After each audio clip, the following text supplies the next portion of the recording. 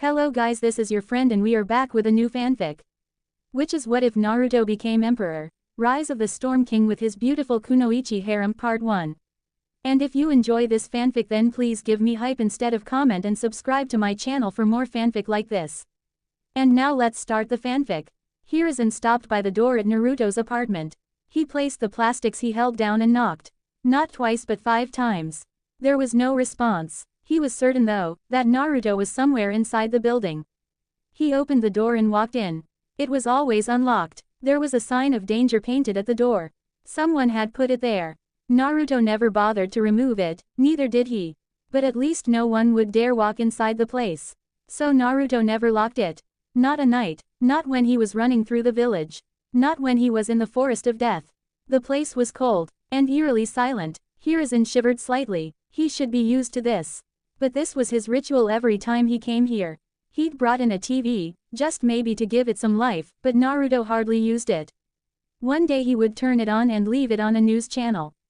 When he comes back, it is going to be on the same channel, remote still where he left it. He didn't bother saying anything anymore. The Sandaime walked over to the small kitchen. The apartment wasn't the best. But it had everything. He had made sure of it. Still, this wouldn't mean much. Even if he bought a large fridge, with Naruto by himself, it would only have ramen inside. The damn villagers wouldn't sell him food. They wouldn't sell him anything. Since they couldn't touch him, they thought death by starvation was one way to go about. To some, it was just the fear of losing customers. Who wanted to buy in the same shop as the QB brat? Shaking his head, Hiruzen silently unloaded the grocery and packed it in the fridge and cupboards. He did this every month. Perhaps it was his punishment for the way things have gone. But if he didn't do it, Naruto wouldn't eat decent food. At least the blonde ate.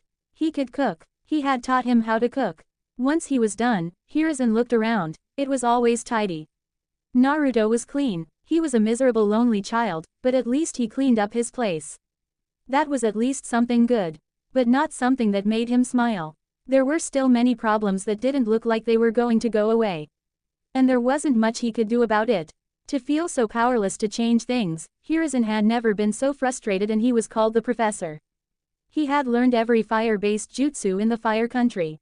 He had solved many puzzles, and yet, Naruto's life was one he could not solve. No matter what he said, the villagers would undo it with their glares and blatant whispers of contempt. Minato would be so disappointed. He walked over to Naruto's bedroom. It was a one-bedroom apartment.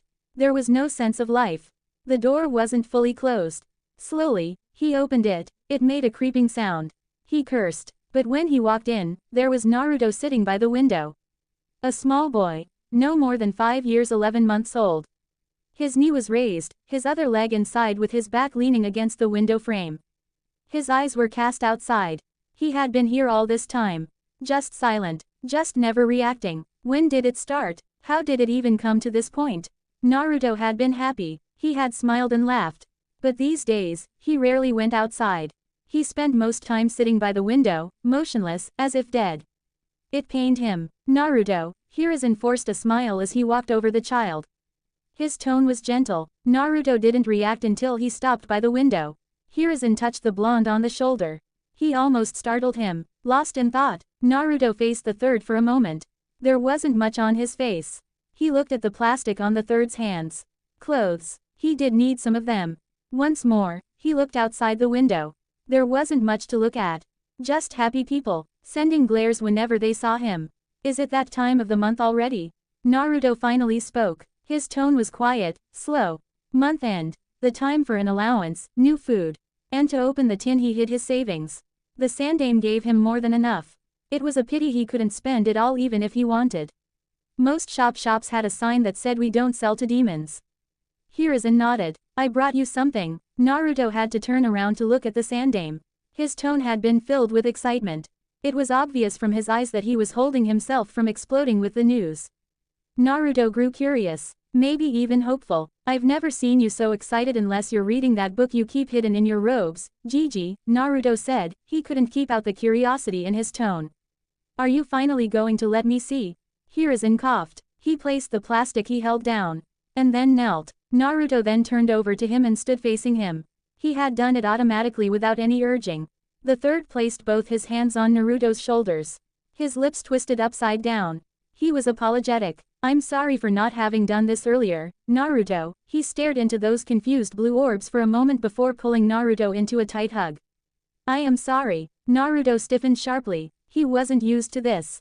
His personal space intruded. When the Sandaime didn't let go, his hands slowly moved and he wrapped them around the old man. Warmth. It was a beautiful feeling. He pulled tighter to get more of it.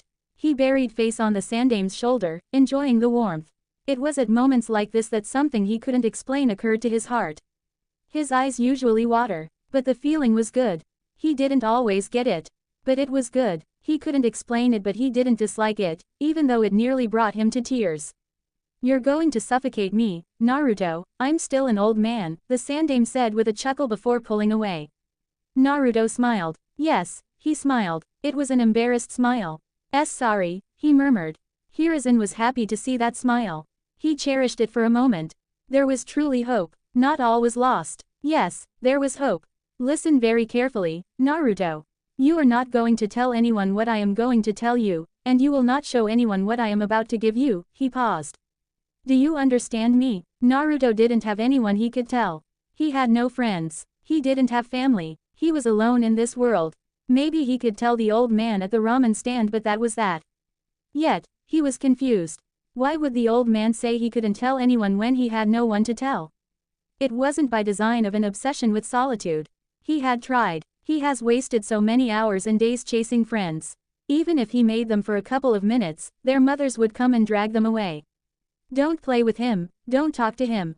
They would say. It hurt him. It seriously wounded him. The last friends he had made tricked him. They saw he was too eager to make friends and then tricked him. They had sent him to the forest of death. He should have known with the danger signs on the fences. He should have known when they laughed with madness when he crawled under the fence, but he had been eager. The forest had nearly killed him. The Sandaime hadn't been amused. He had told him what happened. He had explained things and then swore those boys would never become shinobi. And they never did. Naruto had stopped trying. He had stopped. He had seen the ugliness of people. It terrified him, and he didn't want to experience it again. Why? Do you trust me, Naruto? Naruto quickly nodded. Yes, he said firmly. Hiruzen smiled. It will do your life harm if you tell anyone. I can't risk that, Naruto. I cannot risk anything happening to you. There was the chance that people would make connections. No, they would make connections. He wasn't worried about the Yondaime's enemies. He was worried about the villagers. They could reject the truth and try to harm Naruto for claiming otherwise.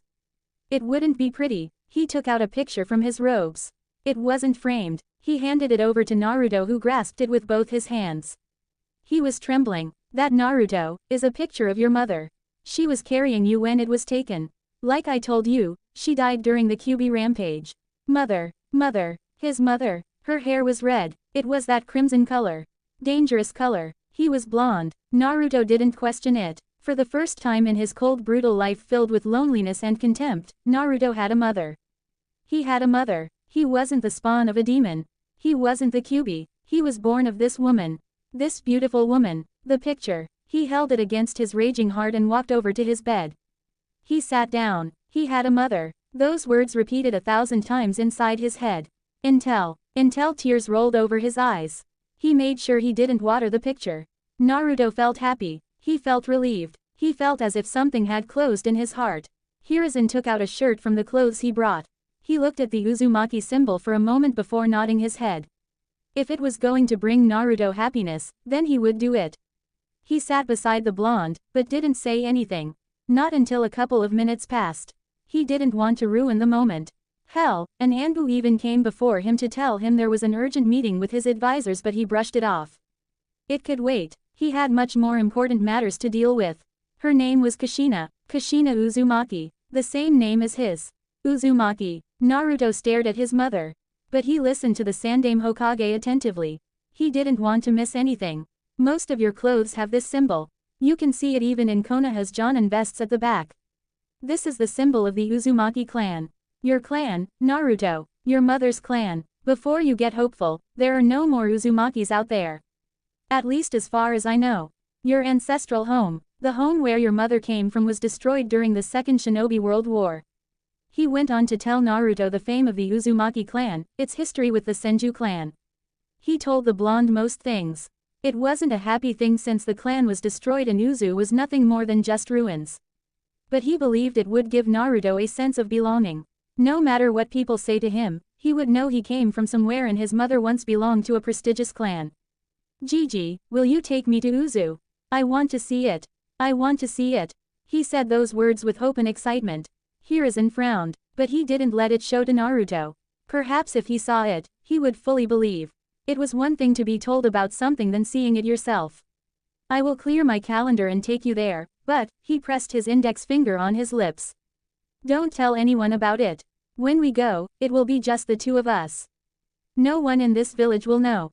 Naruto nodded vigorously. He would not tell a soul. And, Naruto had his eyes closed, standing on a tree branch in the middle of a forest, feeling the pressure of the wind. When it came to hiding his presence, Jiraiya was a master. To suggest that the perverted geezer learned this trade in order to peep would not be far off. Jiraiya had perfected jutsus for his lustful desires. He could deprive himself of sleep trying to figure out the defenses of a hot spring that was locked away to hide from perverts such as him. He didn't open his eyes when the Sannin flashed on behind him, in midair. His right foot blasting the airwaves as it moved towards the back of his head. On his left hand, Naruto held a kunai before ducking under the fast-coming kick. The moment it went above him, his body twisted in blinding fashion while he leapt into the air, getting away from the tree branch. Jiraiya grinned as Naruto faced him. He could see the kunai on his left hand. Naruto was deadly precise with those. It was always coated with chakra. Without blinking, the blonde flung the kunai. The hand movements weren't extreme. It just seemed as if he was flicking it. But the speed in which it traveled was dangerously fast. The grin on his lips disappeared.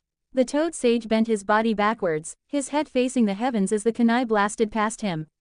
He felt the wind brush his face as it went by. The kunai hit a tree, blasting past it. Jiraiya didn't have the time adjust his body as Naruto flashed above him, a Rasengan on the palm of his right hand. He cursed the blonde's speed. The Rasengan was slammed into his chest. When it connected, the Sannin exploded into puff of smoke. Kaden, fire dragon's breath. Jiraiya breathed out a stream of crimson flames from his mouth. He was standing on the ground, looking up as the flames rushed up towards Naruto who still floating in midair, body positioned slightly horizontal after the momentum of his Rasengan. Looking at the incoming flames, Naruto moved his right hand across his chest. He closed his eyes, and then snapped his fingers. A wave of his chakra was released from his fingers. It was invisible to the eye. The wave covered a certain distance but what it did was blast the oxygen away.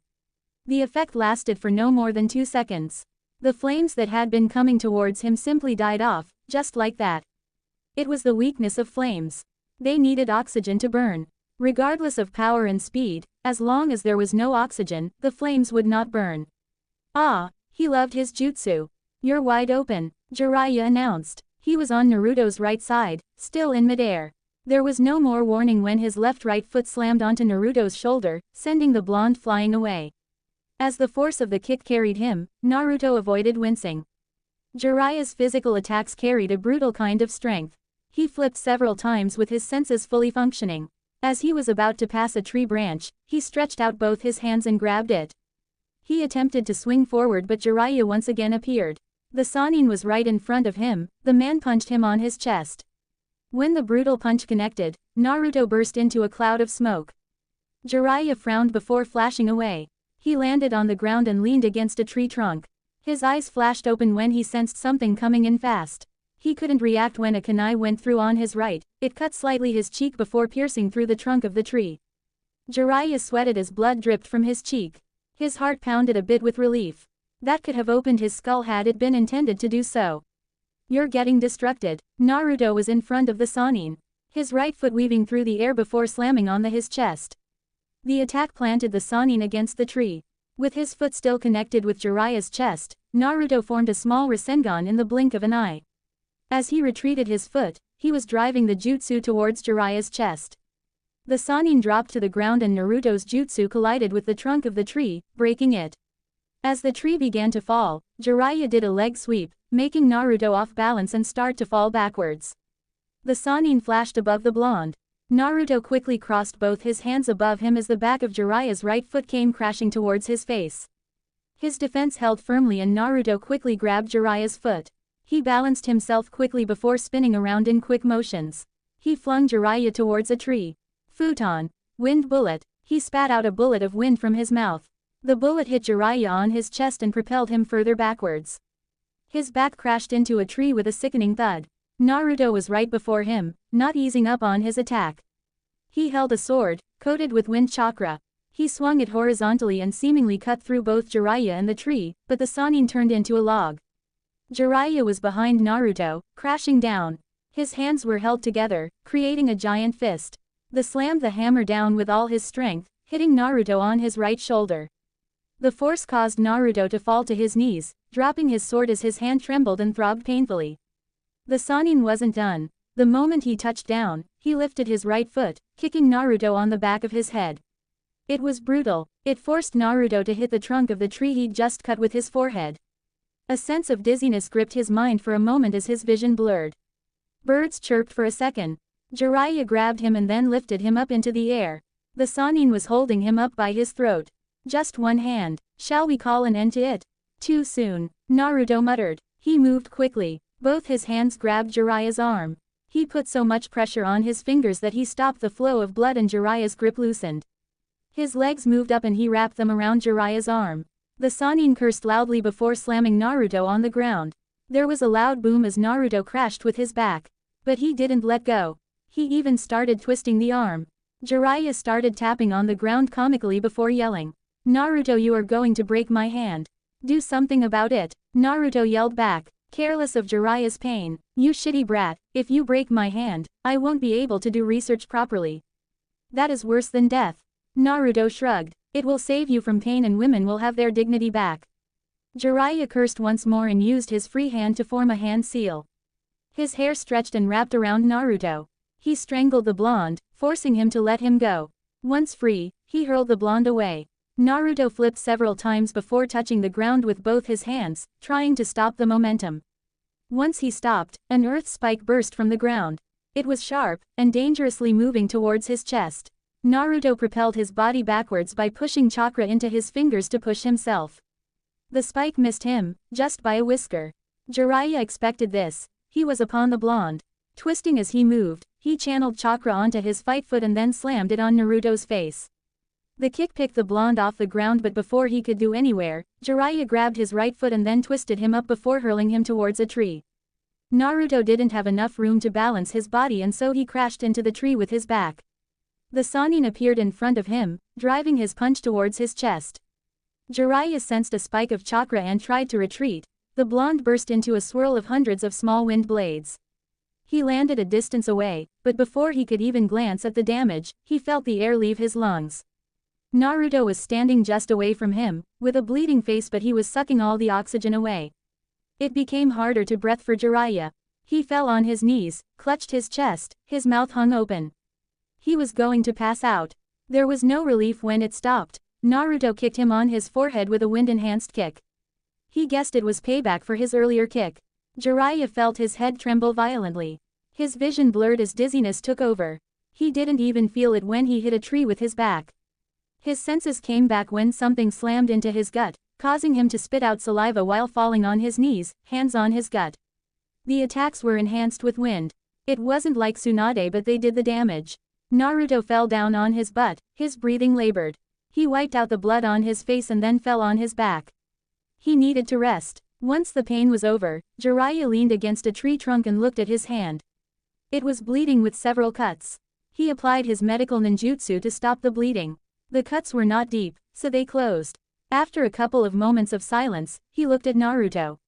His right hand still ached from that lock. The blonde was improving. He was getting better and better by each month. This training trip had been the best option for Naruto. If they hadn't done this, he wouldn't have gotten closer to his godson, he wouldn't be producing another shinobi who would surpass him. It was still early days, but one day, Naruto would surpass him. He would be better than him. Jiraiya was honestly proud. Minato had been a genius, but Naruto had potential and he used it to his advantage. He knew his potential. The blonde was also willing to learn. I'm no longer taking it easy on you, Jiraiya more or less grumbled. The last hits had been unpleasant. It has been quite a while since someone managed to hit him so hard. I told you to bring your A game, even senjutsu if possible. I'd kill you with senjutsu. And I am soon going to cripple you if you're not careful. Naruto retorted. Jiraiya frowned. That was true. He couldn't deny it. It wasn't the arrogance speaking. It was a fact. Before their training ends, Naruto was most likely going to leave him bedridden for a couple of days. They did fight with the intention to kill. There was no friendly, you could break a leg. It was part of the training. Part of fighting experience. More than anyone, Jiraiya knew the experience was important for survival. Your reflexes are good and your speed has improved. But you need to stop leaving gaps between your attacks. Jiraiya lectured. You also leave yourself open each time you snap your fingers. It is only for a second. When fighting against normal shinobi, I can recover quickly. Don't take comfort in that. You will fight people even faster than me. If they are faster, they will attack on that lapse of concentration. If you cannot work around the problem, it is best you leave that jutsu for emergencies. I think that would be best, Naruto said before going silent for a moment. It requires maximum concentration and I must stop breathing monetarily. For you it might be seconds but for me, it is like minutes. Well, we can't take away the fact that the jutsu is a work of genius. It basically makes the fire element useless against you, Jiraiya smiled. When are you going to broaden your arsenal? You can't be satisfied with just wind. That aside, wind is weak against some elements. You must always be ready to adapt to any change and using different elements helps in this regard. I can work something out with fire. Given my extensive knowledge of the element, using fire-based jutsus for me should require minimal effort, Naruto said getting up. I will send a letter to Tsunade for her to send us some scrolls with fire-based jutsus, he said while getting. Come on, let us go back to the town, he looked at himself and frowned. This is going to drive away customers. Don't flatter yourself, you're not pleasant to look at even when you are clean. Jiraiya glared at Naruto. Neither are you, he spat. Naruto shrugged. I have never been pleasant to look at. I have accepted that, he said indifferently. But you seem to be struggling with denial. You should sit in a dark corner and repeat after yourself, I'm not pleasant to look at, I'm not pleasant to look at. I know it will finally click in. Jiraiya didn't ease on his glare. The cold dark humor. Sometimes Jiraiya questioned Naruto's sanity. But he knew there was no harm. He was used to it. They would be laughing any moment. It has always been like this. At least he was with his godson. Who else did he have?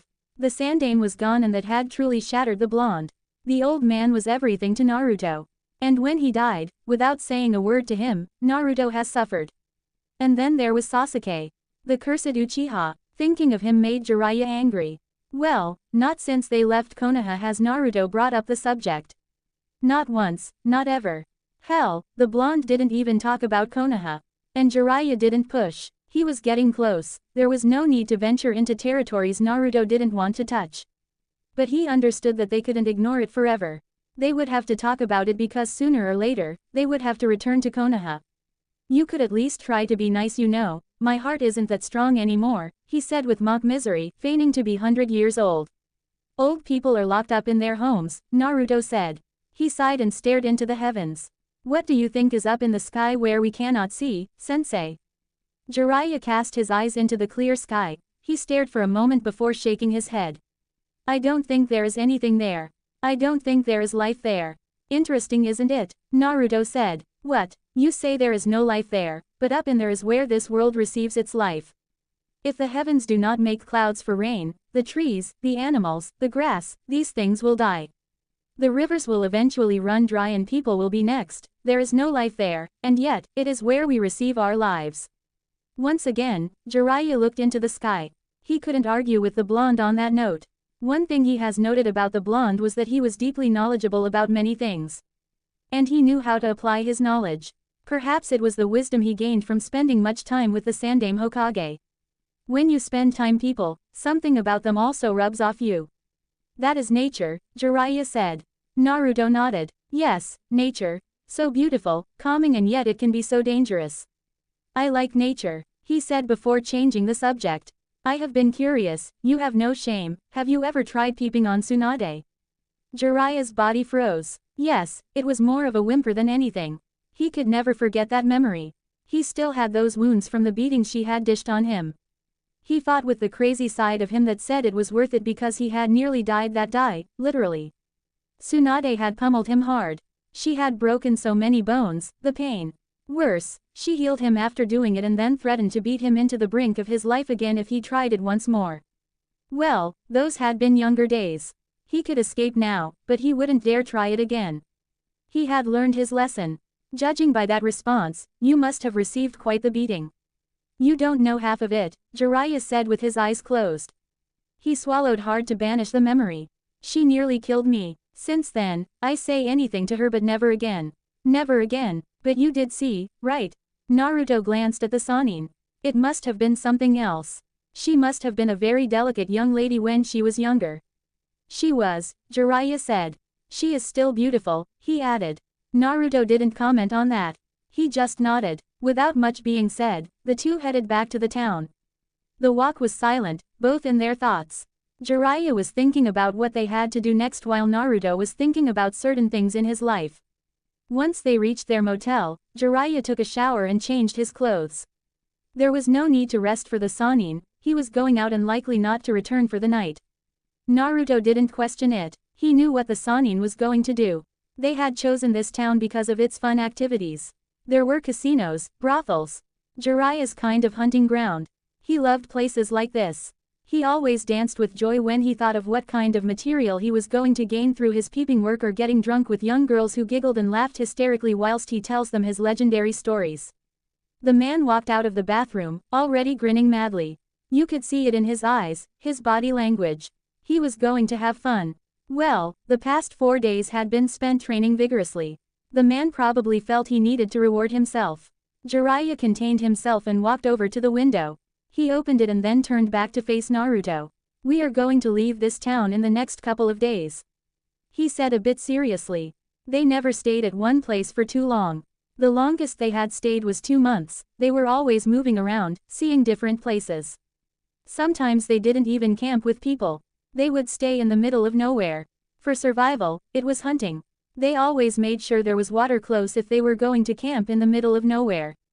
We have stayed long enough and I am certain that by tomorrow, you'll no longer be able to walk in the streets without women chasing after you along with their husbands.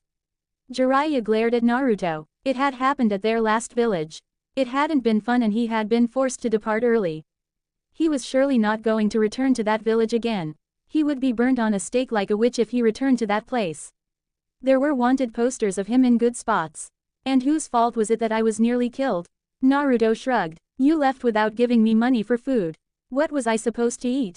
You're a man, you need to make a plan and you didn't have to expose me like that. I wouldn't need to make a plan if I wasn't forced to use my money to bail us out after you lost your wallet when running away from one of your conquests. Jiraiya smiled, remembering that day. That had been truly a good day. That woman had assets as big as Tsunade's. She was just sitting there in the water, never minding her nudity, doing things to herself. Jiraiya had never been quite pleased. Anyway, he fought the blush gracing his cheeks. When I come back, you must be ready. I will look for a mission you can do. This time, it will have to be difficult. Naruto sighed. So, you'll be gone for a couple of days. The Sannin nodded. He took out his wallet and stared at his money. He glanced at Naruto and then his money. He frowned. If he didn't give enough, Naruto was going to hunt him down and ruin things for him. He counted a few bills and put them down. I put enough for food and some fun, he finished with a grin. With that, he jumped out of the window and was gone. Naruto shook his head and walked over to the window. He leaned against the window while sitting down, his right foot close to his chest with his left touching the floor inside. He rested his right hand on his knee and stared down at the streets. This was his comfort zone. How many days has he seen, sitting like this? He couldn't remember. They were too many to count. Almost all days he had a window, he performed this ritual. The streets filled with people. Mothers walking with their daughters, boys chasing each other, drunkards, walking past with a stench that turned people away. He saw this scene almost every day. Yet he was never tired of seeing it. The past 16 years of his life have never been dull. There was always something happening. Had it not been for the old man, it would have been chaotic at best, but when he saw those mothers, he remembered his own mother, the woman who gave birth to him. Now he knew he had a father. The Sandaime had left it as his last revelation before he died, a painful experience that had been losing the one you loved, the one who saved your sanity. Jiraiya had come in, talked to Tsunade and he was taken out of the village after a couple of months of misery and solitude. For more than 2 years now, He has been running around the elemental nations with the Sannin. He has seen many things. Many people, the shamefulness of Jiraiya, and he had learned to drink. He had learned to speak to women. He was still young, but his body was growing fast. Then again, the old man had always ensured that he ate healthy. After an hour, a bird flew over to Naruto and landed on his right shoulder. He stood up and walked over to a small wooden table in the wide room and sat on a cushion. He took the scroll it carried and the bird flew over to the window. It stood there, as if standing watch. It always did that each time it came. Naruto opened the small scroll and channeled chakra through it. Another scroll appeared in a puff of smoke. It was another storage scroll. He channeled chakra on the seal and then 5 mountains of papers appeared in a puff of smoke. He blinked. Work. It always came for him wherever he was. For 5 hours straight, without a break or anything, Naruto worked through the papers. Once done, he sealed them in the scroll and snapped his fingers. The small bird flew over to the table. He wrapped the small paper on the container on its leg. Do you need something to eat? It nodded its head as if it could understand his words. Naruto smiled and stood up. He returned with a small cup of water and fresh bread. The bird ate and then drank. If you drank, I'd give you some sake as thank you. The bird seemed to shake its head as if to say, alcohol. No thank you. Naruto laughed. Safe journey, he said. The bird made a sound before flying away. The sun was already setting, it would be night soon. He couldn't sit here forever, he would lose his mind. Naruto went over to clean himself and then changed his clothes.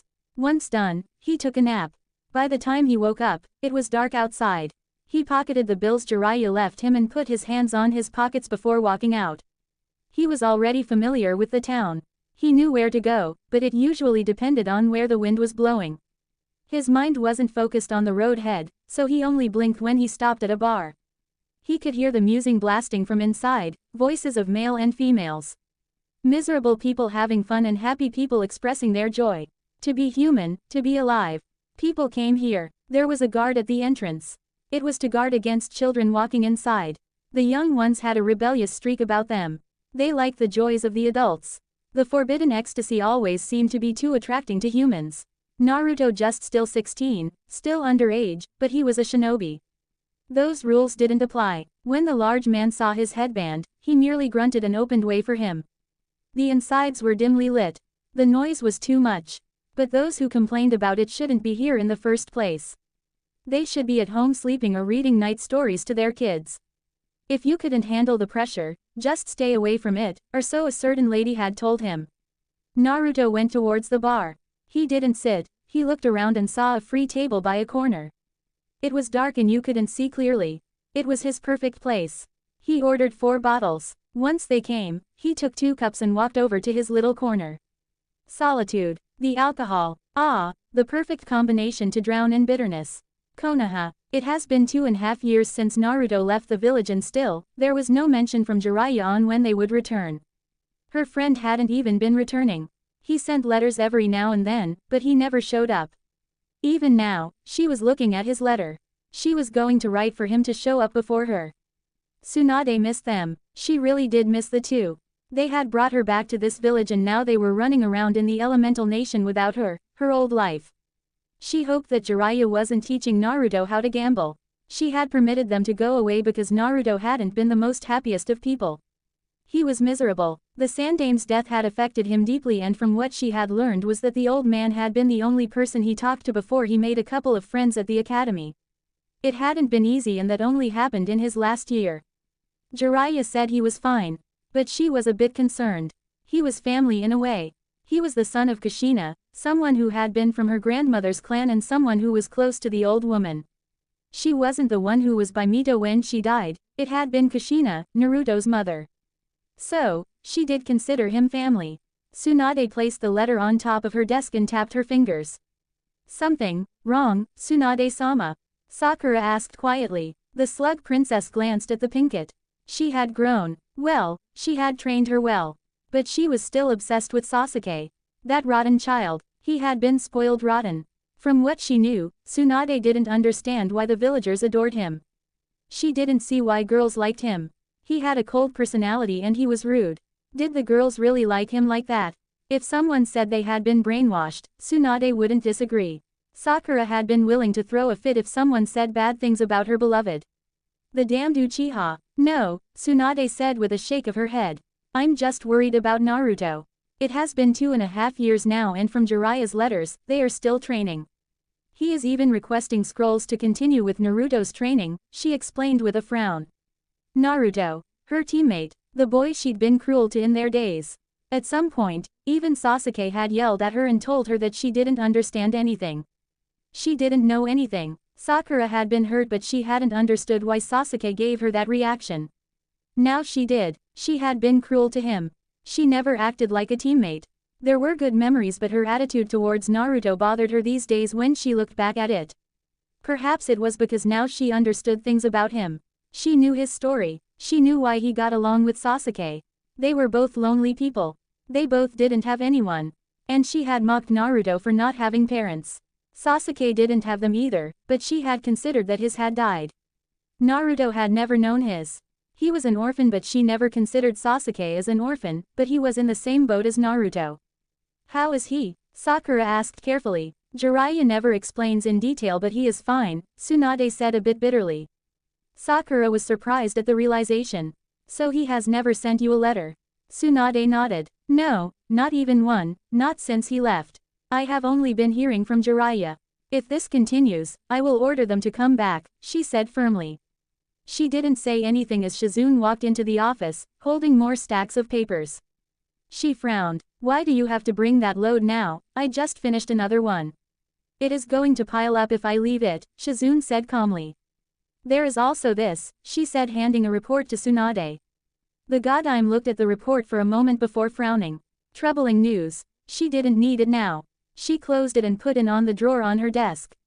She handled the letter from Jiraiya to Shizune. Please make sure you get everything in the list, I need to send them to Jiraiya. Shizune looked at the list. She left quietly without saying another word to Tsunade. Once Shizune was gone, Sakura took the opportunity to ask. Anything on Sasuke? She asked hopefully. Her eyes widened, she didn't want to miss anything on Tsunade's face. Tsunade shook her head. Still nothing. Well, he is with Orochimaru, he is rather difficult to track down, she frowned. But we must find him. The time is coming for Orochimaru to change bodies, and if we don't act, he might take Sasuke's body. That will be over for the Uchiha. Sasuke-kun won't let that happen. Sakura said firmly. When Tsunade merely stared at her, she sunk down a bit and became nervous and worried. Do you think he will? That is the only reason Orochimaru gave him the cursed seal, Tsunade said.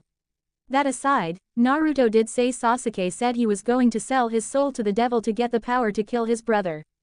If it means giving his body to Orochimaru to kill Itachi, then he might do it. I wouldn't even be surprised if Orochimaru manages to twist Sasuke into allowing him to get his revenge for him. For a moment, Sakura's body froze. If that happened, she would never see her beloved. He would become Orochimaru. They really had to find him. If Tsunade wasn't winning, she would look herself. Can't you ask Jiraiya-sama to do something? I didn't want to burden him, but it looks like I don't have a choice. Tsunade said. 4 days after Jiraiya left Naruto. It was in the afternoon when Jiraiya returned. He found Naruto sitting motionlessly by the window.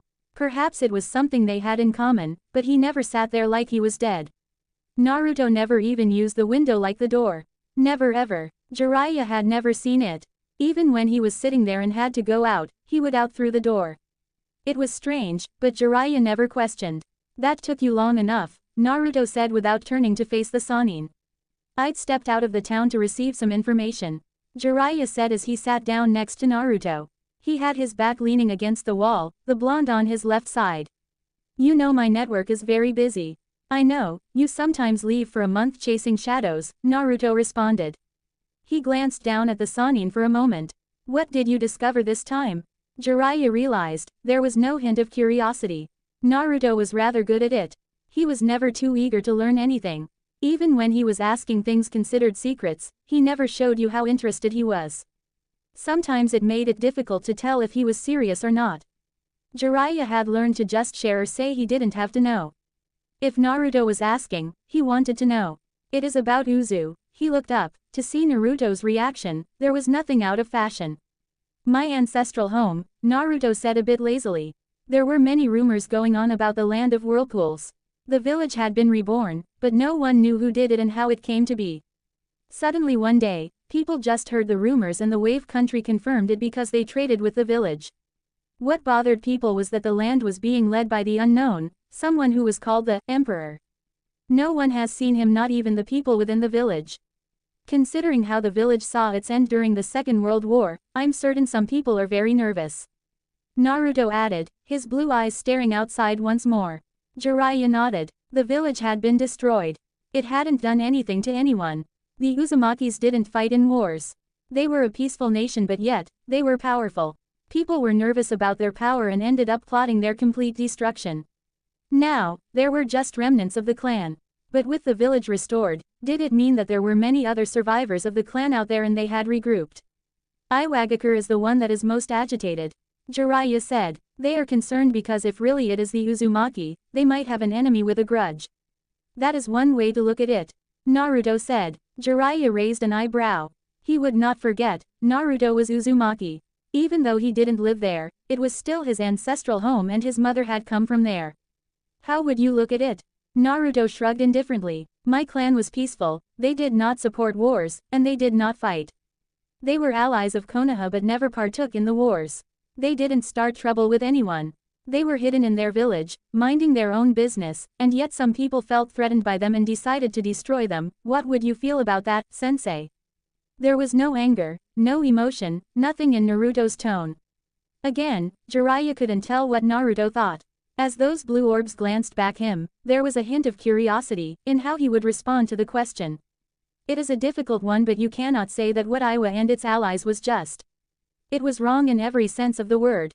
Yet, nothing was done, not even by Konoha. Again, Naruto looked outside the window. Our world isn't fair at times, sensei. People with power always do what they please. Sometimes, right, is decided by those with power. I know that, believe me, I know. There was bitterness in Jiraiya's tone. This is why it is my desire to change this world, he said with burning passion. I admire your passion, sensei. I'm sure my father shared it as well. Of course, Jiraiya said with a grin. It is why he named you after the hero of my first book after all. Ah, yes, that book. You said my father liked it. I think I like it as well, perhaps for different reasons, but Naruto wouldn't say. What would you have done in that situation, sensei? In a world you desire, would you have allowed Iwa and its allies to get away with what they did? Their action was nothing but a slaughter of innocents.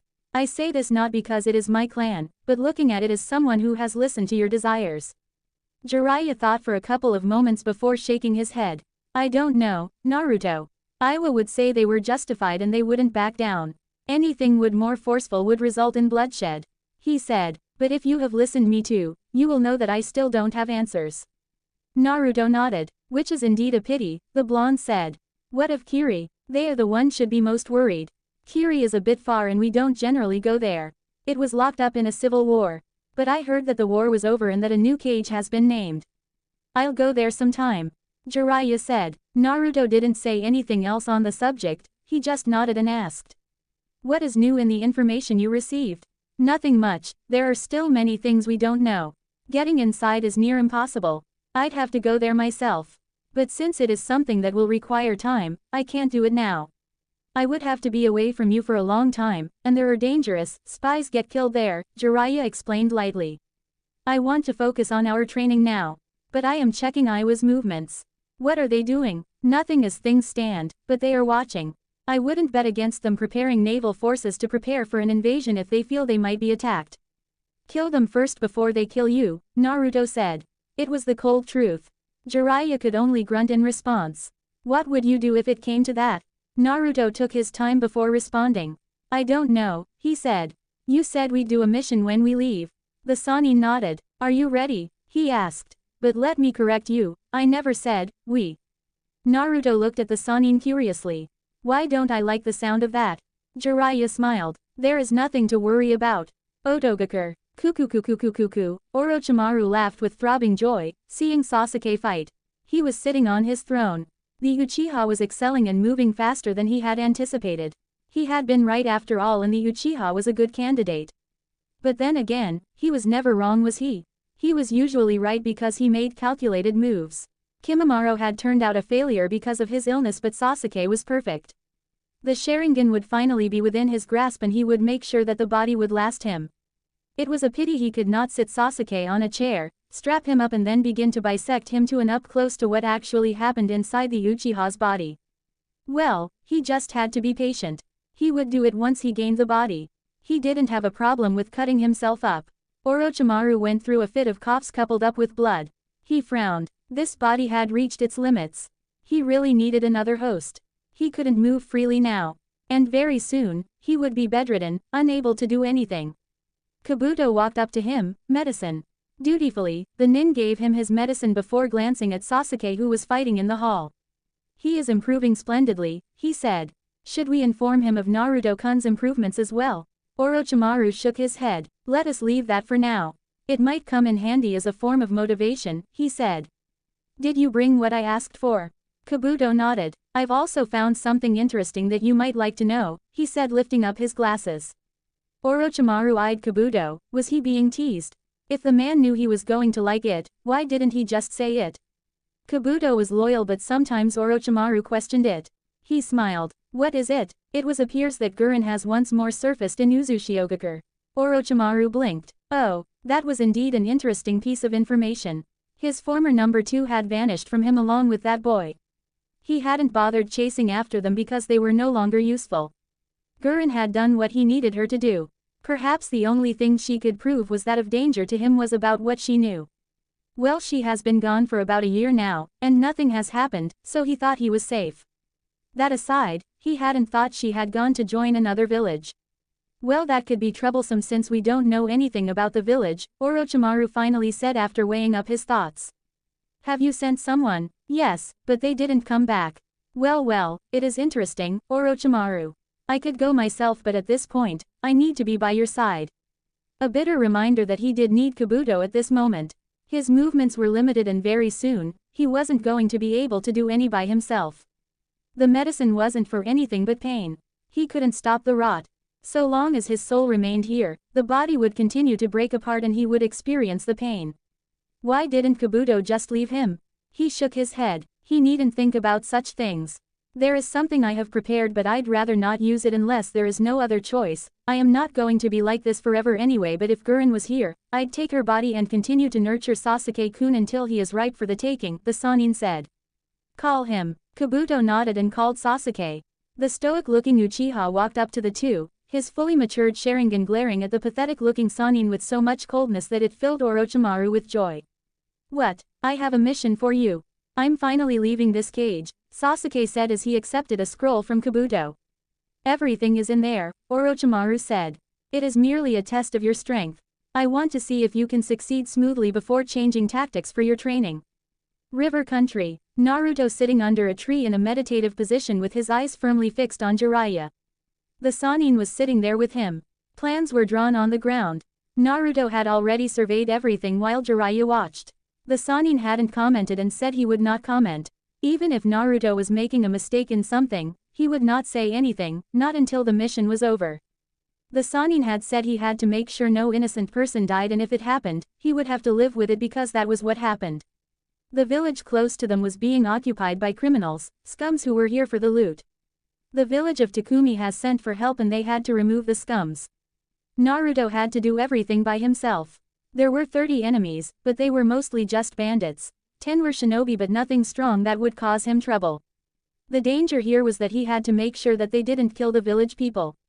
If he made the wrong move, they would kill them and the mission would be a failure. The leaders of the group were all located in a small bar having a meeting. This was a perfect opportunity to strike, when all leaders were at one place. 7 were doing patrols around the village. He could easily handle those with his clones and silently as well. 5 were guarding the daughter of the village leader who they were demanding a ransom for. These people were in different locations and he had to strike quickly. The rest of the villagers were in their homes. They were told not to make moves. For some reason, Jiraiya had leaked that Takumi had hired shinobi and he had to deal with people who were aware that an enemy was coming. Remember Naruto, if you just leave this people, they are going to harm more people. If there was a mass jail for criminals, we'd capture them and send them there, but we don't have that. Killing is part of the job. Don't make it feel natural for you. It's not natural. Life is precious, but as shinobi, we cannot avoid it. You don't always have to kill. You have to determine what is safer. Naruto had shed blood before. It had been horrible. He hadn't meant to do it. The man was a bandit and Naruto had put too much strength on his hands, he had ended up snapping his neck. That sickening crack when the head twisted, those eyes rolling with life disappearing, they had haunted him, but Jiraiya had been there. Jiraiya was taking him through this, just to prepare him, just to make sure that he would not freeze and risk the lives of innocent people locked up in their homes. At any moment now, these people were going to round up the villagers and use them as shields to deter shinobi from attacking. This was why Naruto had to move now. I know, sensei, Naruto said. Wish me luck. Just use your head. This isn't a battle that can be won because of physical prowess. You might have the power and still lose. Just know that you sometimes have to put aside all that power and use a kunai to get the job done. Naruto nodded. He stood up. 2 minutes, he said. A minute is more than enough for you. Jiraiya said. You have your shadow clones to help you. Since the enemy is weak, that is more than enough. But 2 minutes it is. Naruto stood up and jumped onto a tree. He would have preferred to just walk into the small village and crush the enemy, but he had to be subtle about things. There were not more than 15 houses here. It was a mining village. But the gold had run out. The bandits didn't know. Imagine their disappointment when they found out. Kage Bunshin no Jutsu, Naruto created 7 clones to deal with the bandits standing guard. He created 11 more to guard the houses where people were locked. The 5 guarding the important girl were inside as with the leaders, so he could get rid of the others without them noticing. Once his clones dispelled after completing their duties, Naruto ran. His movements were as smooth as a gentle breeze. He didn't make a sound as he danced through the rooftops before suddenly landing behind a group of 4 bandits. Hey WH, he didn't allow them to say anything. He moved in the blink of an eye, jumping over the man. As he was doing so, 3 kunais were flinged in 3 different directions. The kunais hit straight on the foreheads of their targets. They pierced through. He landed on the man's shoulders, and placed his hand over the man's mouth to stop him from screaming. The others dropped to the ground, before he hit the man on the back of his head, knocking him out cold. The villagers would deal with him. Naruto left a clone to tie him up before disappearing along with small gusts of wind. The house he appeared in was a double-story house. His target was upstairs with her 5 guards. There were 10 downstairs, drinking while placing guards. They were laughing merrily while the villagers cried in their houses. There was no hope for tomorrow. They were thinking, at any moment now, they would be killed. Cold-hearted humans. But he had seen it, hadn't he? The ugliness of people. He had experienced it too, so he could understand. Naruto went behind the house and walked through the wall. He peeked through the window. The girl looked fine. She was small, crawled up in a corner, trembling in fear, tears in her eyes. People were truly ugly, weren't they? A little girl, an innocent child, and you did that to her. He had been innocent too. A child, younger than she was, and ugly people had tormented him. He needed to get in silently and time was ticking away. He held a single hand sign and used Shunshin to appear in the room. 5 kunais were in his hands. He twisted speedily and threw them all, each hitting its target. The bandits didn't see a damn thing. They fell lifelessly on the floor. Naruto walked over to the girl and knelt down. He gave her a warm smile and whispered something to her ear. He noticed she tensed. She was afraid. He created a clone which picked her up and left by the window. Naruto stood up. He was done with this part. He took out a smoke bomb and went downstairs. He threw the ball on the round table the 10 were gathered around.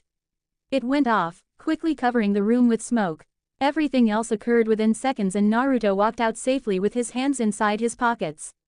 He could consider his mission done and dusted. He just had to interrupt a meeting, and with everyone else gone, he didn't have to worry about the safety of the civilians, but the clones would still keep watch of everything. Naruto had manners, unlike a certain pervert.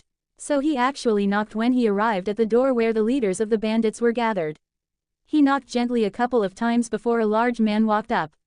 He dwarfed his frame by sizable proportions. Even a Chunin would be afraid to face such a man whose face was a field of scars. What? The man demanded, glaring at Naruto. He then noticed the headband. They sent a brat. A brat? He looked insulted for a moment. Naruto didn't say anything. His response was to punch the man on his face. Despite his size, the man was sent flying back inside the room.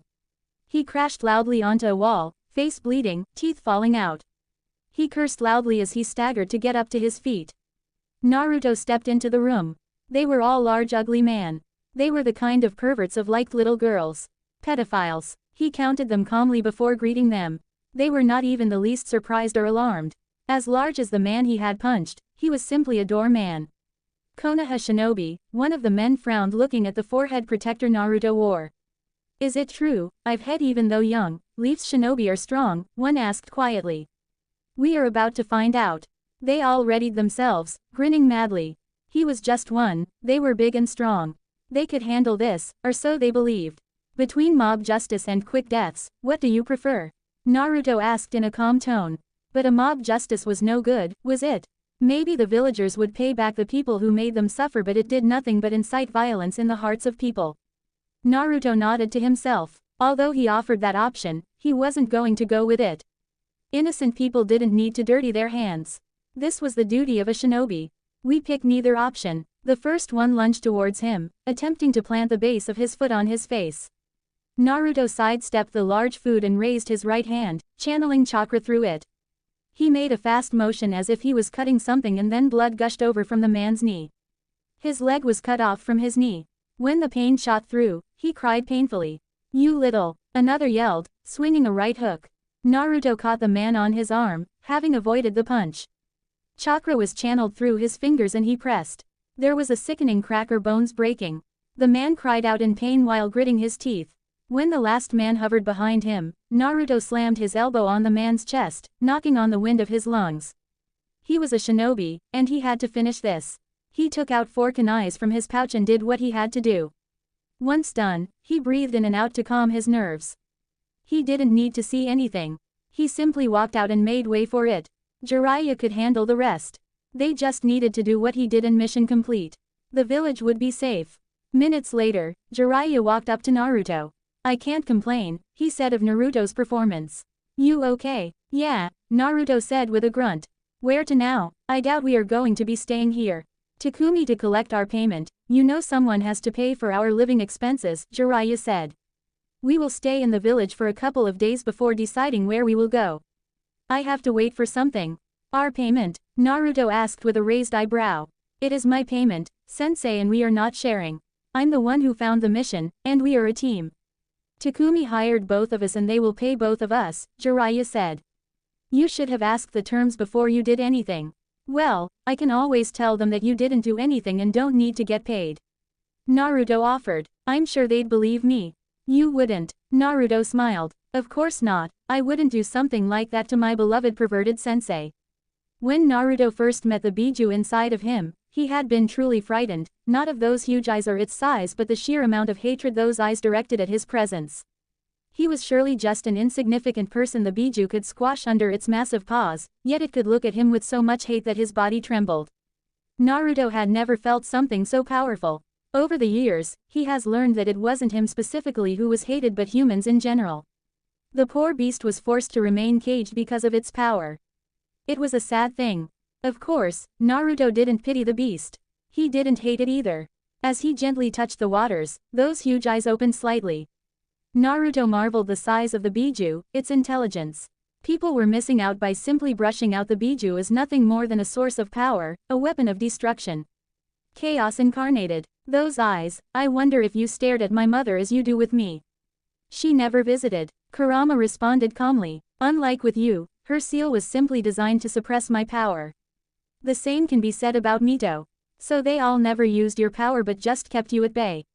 The Shodai's words were like he has nothing against me but I was too powerful to be left alone. So his wife sealed me within her. I have been confined for years, you thinking of ending my term? A toothy grin. Naruto smiled. Yes, those attempts. The Biju always attempted to entice him to let it go. To free it so it can finally breathe in the oxygen it has been deprived of for many years. But Naruto wasn't stupid. He wasn't going to do it. Releasing the Biju meant his death. He did not have the full genes of the Uzumaki to survive an extraction as his mother did. My clan was also destroyed for being too powerful. I guess we have something in common there. Naruto said. But that isn't why I am here. My power, Kurama said. Naruto was like all humans. He wanted his power. He was the first Jinchuriki to use his power but it did give him a sense of freedom. The seal held him. If Naruto was willing, he could draw out as much chakra as he was willing to give. Naruto nodded. I wish to learn to control it once more. Kurama grinned. I thought after you nearly killed that hermit when you lost control you wouldn't want to try again. Naruto shrugged. It would be stupid of me to leave this power like this. You are strong and I am your host. It doesn't matter that neither of us had a choice in our union, the fact is we are together and I am going to learn to control your chakra. I'm not stopping you. Yes, because when I use the chakra, the seal weakens. I have been studying seals since I was 7. Although the old man never taught me anything special, he introduced me to Fuinjutsu and said it was the legacy of the name I carry. So I know what happens with this seal and I know you laugh gleefully when I lose control. Kurama stared at the blonde for a moment before laughing menacingly. You lose control because you can't handle my chakra human. Naruto shook his head. Yes, your chakra is potent and admittedly deadly to the human body, but it isn't the potency of your chakra that makes me lose control, it is the hatred. Kurama stared. If you can't handle it, then don't try to use it. I am hatred, it comes with my chakra. But you can make us worse because you want me to lose control. Naruto stressed those words. Look up. Kurama did and saw structures. He frowned. He knew the seal. Naruto clapped his hands. You are very knowledgeable about seals. Then again, you have always been sealed within seal masters, he said. That is insurance. You are not going anywhere unless I say you are. If more than 6 tails of chakra leak out the seal, that falls down on you and restrains you. With that said, it would be much simpler for both of us if you allowed me to use your chakra without doing anything funny that interferes with the process. A human, doing this to him. A child no less. It was humiliating. I have no plans on remaining here until you decide to transfer me to another host. I will make my escape. I know you will try. I'd try to escape too if I was locked up in a cage, but I still won't let you go. I need your power. I know you hate humans. If you force your way out of the seal, you're likely to kill me first and then incinerate my body just to make sure I stay dead. But let us make a deal that gives you a bit of freedom. Of course, you'll still be locked, but the seal is special and we can work out something. Naruto's eyes snapped open. They sharpened when saw Jiraiya's foot heading straight towards his face.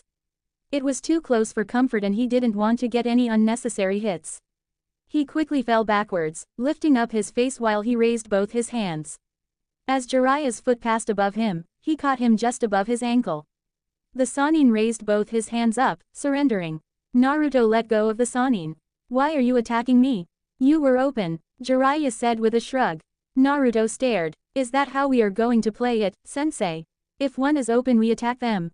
It's not a game but it's a one-way street exercise. I am the master and you are the student here, Jiraiya said firmly. He was certainly uncomfortable with the idea of Naruto being given the license to attack him if he was open. That's not fair, Naruto said. Here is my rule. To determine that you are still worthy to train me, I will attack you if you are open. I see no value if being helped on by someone weaker than me. Jiraiya stared. You still got a long way to go, brat, the Sannin said. He sighed and sat down next to the blonde. They were still in the river country, it has been a week and he already had plans. He would have liked to start with other things but there was something he had to do and it was important. Not to mention he still needed to see Tsunade. The woman had been forceful in her letter. He had to go before attending other agent matters that needed him and he couldn't do them with Naruto. But even if he was to leave Naruto, it wasn't going to be much of a problem for the training the blonde had to go through. Naruto did his own training when it came to ninjutsu. Even as his sensei, he only informed Naruto of the basics and the blonde did everything on his own. When they do get to fire, he would only teach Naruto the basics and a jutsu he knew. The blonde would learn everything by himself. He trained Naruto with taijutsu, kenjutsu and some genjutsu. Naruto was not that good with the latter, so they'd shelved it and focused on simply being able to negate them. Troubled, Jiraiya glanced at Naruto for a moment before shaking his head. No, he said, I was just sorting out my thoughts. What were you doing anyway? When you interrupted me, Naruto started. I was having a delightful conversation with the Kyuubi regarding the use of its chakra. You'd loosened the seal before to allow me to draw out as much chakra as possible but there were massive negative consequences to this. Jiraiya frowned. He still hadn't even told Tsunade about the incident. She would freak out, possibly question why Naruto even needed to learn to use the Kyuubi's power. But he believed it was necessary. Why have so much power inside of you and not learn to use it? Besides, with the way Minato designed the seal, it was designed for Naruto to control the power. The key was for this purpose. The cage could still be unlocked while keeping the QB sealed. However, if Naruto was consumed by the power, the QB got free. Don't remind me about those consequences. The toads won't give me the key again after that incident, the Sannin grumbled. They'd questioned his decision. Well, he had been close to dying and releasing the QB at that time. If he had died, the QB would have escaped. Jiraiya laughed bitterly at the thought. It would have been a ridiculous end to his miserable life if his last deed was unleashing a hateful Biju into this world. It would surely leave a trail of destruction on its path, and who would be blamed for it? Most of all, Naruto would be gone. He would have ended Minato's legacy. Naruto shrugged at this. He didn't need the key at this point. He had already copied it and memorized it. Without seeing it, he wouldn't be able to recreate it because the lock was hidden and the seal itself was worthy of Uzumaki. For greatness, we must be willing to take risks, sensei. If everything came easy, things would be different. Naruto said, my conversation with the Biju centered on it allowing me to use its chakra freely. Of course, I can still use it freely, but when forced and taken in its raw nature, it leads to situations we'd both rather avoid. Jiraiya was silent for a couple of moments. Did it say yes? Of course not. The Biju wants to leave the cage, Naruto said with a shake of his head. Even so, I still want to learn to control its power. We are fine with at least 2 tails, but anything more than that, it becomes a problem. I'm okay with that, but you must understand that power alone doesn't determine things, Naruto. You can control the power of the QB and still be unable to do anything. Naruto smiled. Sensei, you should know there is such a thing as soft power. Believe me, I know and understand it. Orochimaru doesn't use his physical prowess to entice his mad followers, he speaks to them, a language they can understand. That is politics. But the power of words cannot be underestimated. You can change things with words. You can influence how people look at things with your words. But as shinobi, there comes a time when words cannot save your life or protect what you value. That is where this power comes into play, don't you think so, sensei? Jiraiya nodded. Sometimes Naruto spoke volumes. Sometimes he spoke like someone who was much older. But he was just a brat. And of course, these were just moments. That is correct, I see sensei taught you valuable lessons in life. It was necessary, Naruto said with his eyes closed. The villagers glared at me with contempt, they said things in whispers and it crushed me. There were no jutsus there and yet my life could have been destroyed. That is just one practical example of how words can change things. The bitter days that he hadn't seen much of, Jiraiya cursed his cowardice. Had he been a little courageous, he would have bothered trying with Naruto, but he did not. Even when he came, he watched from afar. His sensei had asked him, when are going to introduce yourself to Naruto? It didn't have to be anything related to his parents. The third was his beloved master. Naruto could have understood without too many questions. But he hadn't. He had said he couldn't do anything good. Sensei was really good to you, huh? There was sadness in his eyes. Naruto nodded. He was my family, he said and paused. A minute passed before he spoke again. When do we begin? Jiraiya gathered his thoughts for a moment. He gave Naruto a scroll and explained. This contains what you need in order to learn how to convert your chakra into fire before learning to use fire-based jutsus. Like what you did when you learned to bend wind. Naruto shook his head. He returned the scroll back to Sannin. I know how to that. Jiraiya blinked. When did you learn? You have never even tried using fire-based jutsus when sparring with me. You always use wind. About a year ago, Naruto said with a shrug. I have been putting focus on learning to use wind chakra and controlling the air around me. This requires maximum focus. I couldn't allow myself to be preoccupied with something else. More than a year and he never said a word. Not a damn word. But then again, given that shrug, it was apparent that he didn't take it as something serious. You still don't know any fire-based jutsus.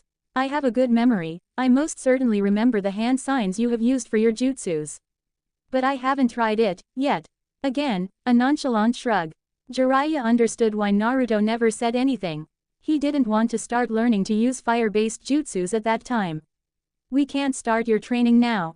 The one about the QB. Why, we have to go our separate ways, Jiraiya said.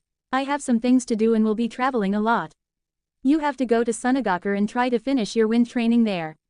The environment is very conducive there. I will send you a message once we are done and we can talk about concluding things. Last time I checked we didn't have a good relationship with the hidden sand. Suna had invaded the leaf and they had ended up fighting. He had fought and defeated Suna's Jinchuriki. Had Konoha had bad leaders, it would have certainly marched to decimate the sand. But good leaders avoided such bloodshed and were working on something else. That has been resolved, Jiraiya said. Tsunade soothed things out, but there are still some people who are wary. They did betray us, they can do it again. At least some people are thinking that. Naruto looked thoughtful for a moment. Then I must confirm how things are there before they take things to the next level. My training is nothing more than convenience. Jiraiya grinned. You're not a bad student, he said.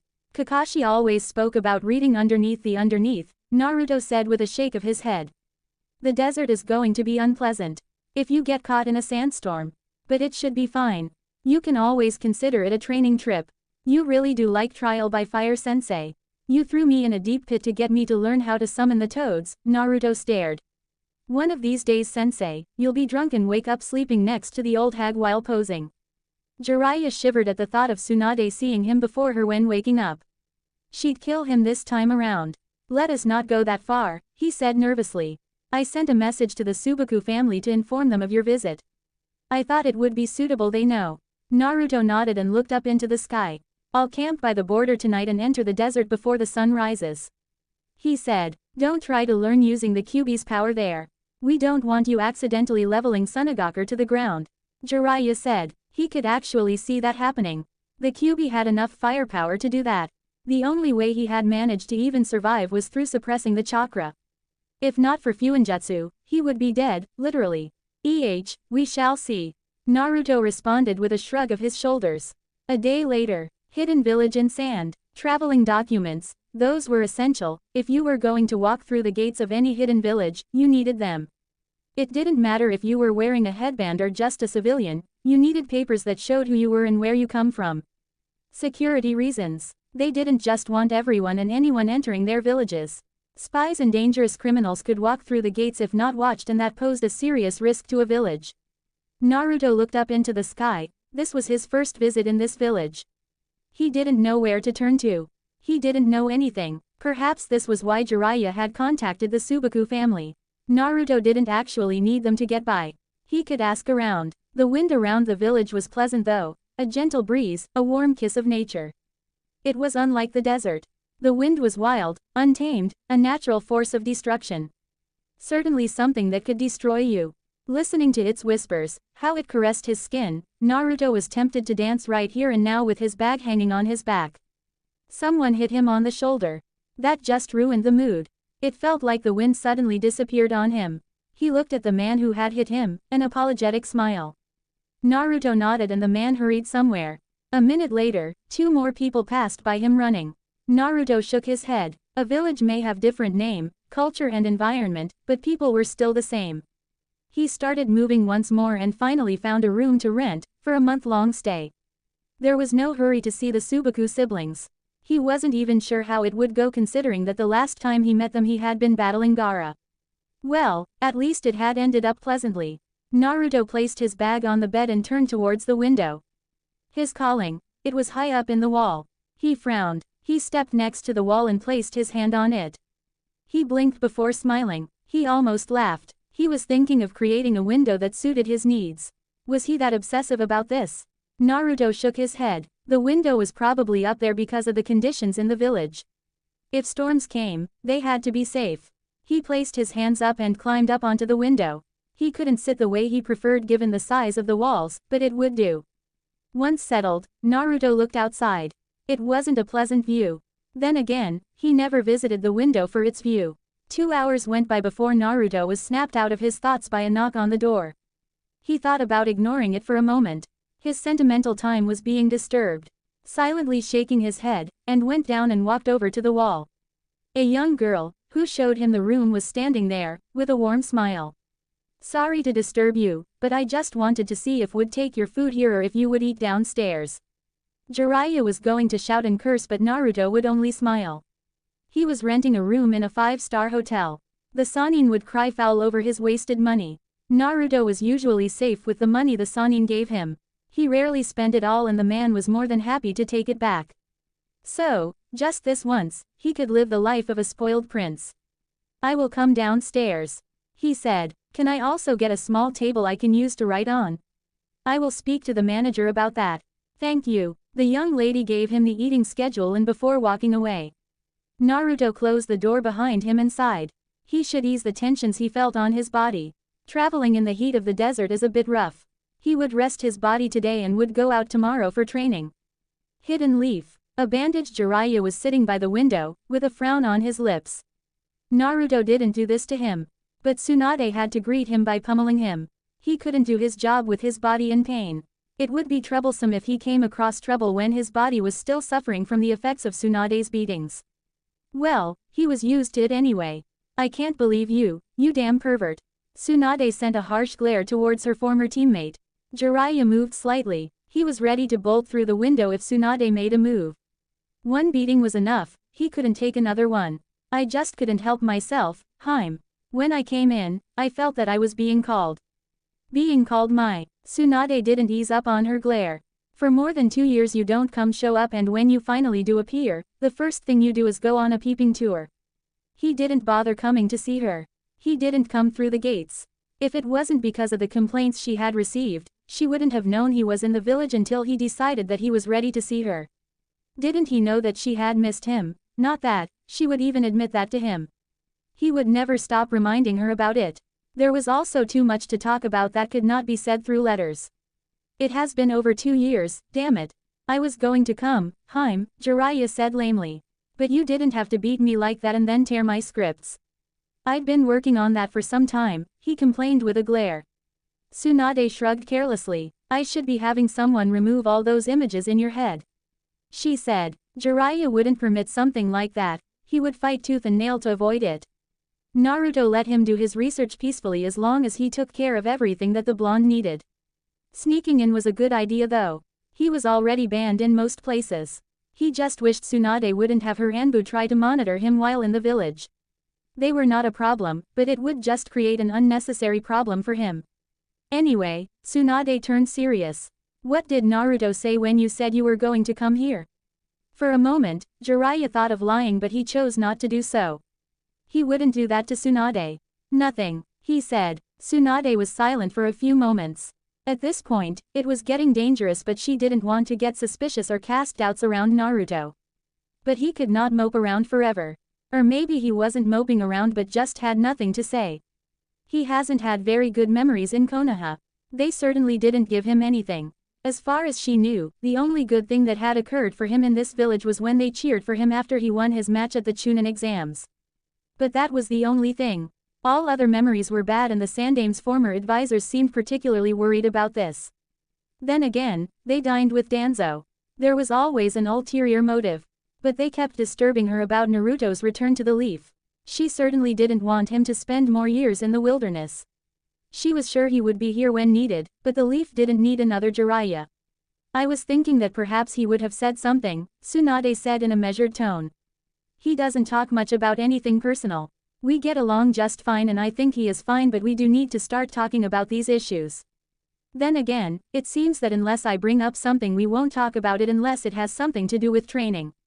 But he does talk when the subjects come up. Jiraiya nodded his head. He isn't a silent person when you are talking to him, but he can be very silent. He does this thing where he can sit motionlessly for hours like he is a statue. There was a bit of indifference about the way Jiraiya said those words. He even shrugged in the end. Why don't you sound concerned about it?